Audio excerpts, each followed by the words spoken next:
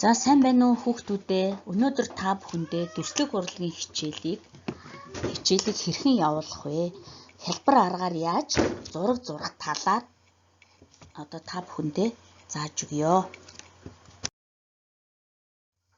Хүүхдүүдээ, энэ хөгжилтэй амьтдыг та нар таних уу? Энд ямар амьтан байна вэ? За, мэлхий байна. Өшөө, яст мэлхий байна. Анааш байна. Эмгэн хумс байна. За, тэгвэл энэ амьтдаас хамгийн өндөр том нь аль амьтан бэ?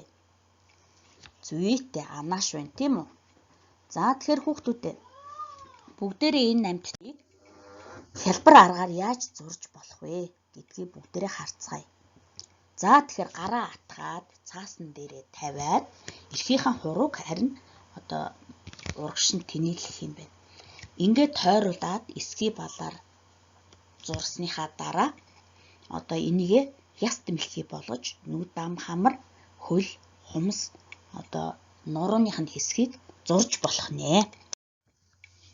За, бүгдээрээ анаашийг зуръя. Анаашийг мөн адилхан зурхтаа бүгдээрээ гарынхаа зөвхөн дунд хурууг нуглаад бусад хуруугаа дэлгэсэн байдлаар цаасан дээрээ тавиад эсгий балаар зурна.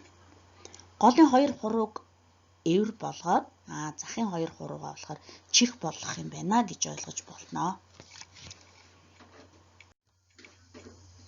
За, дараагийн амьтан бол мэлхий. За, мэлхийг мөн адилхан хуруунуудаа атгаад эрхийнхэн хурууг болохоор гаргаад ингээд хараа эсгий балаараа бас тойруулж зурсны дараа мэлхий ямар өнгөтэй байдаг вэ хүүхдүүдээ? Ногоон өнгөтэй. Тэгвэл ногоон өнгөөр будах нэ.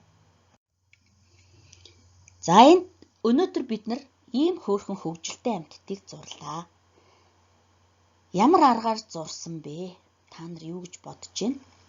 За, тэгэхээр энэ зургийг ээжтэйгээ аавтайгаа хамтраад бүгдээрээ зурцгаагаарай. Зураг зурсан сайн хүүхдүүдээ баярлалаа. Баяртай. Хүүхдүүдээ, энэ үед бид нар эрүүл байх ёстой нэгдүгээр. Хоёрдугаарт бид нар хөл хориотой байгаа энэ үед гараасаа угааж маска зүгээрэй. Гадуур битгий яваарай.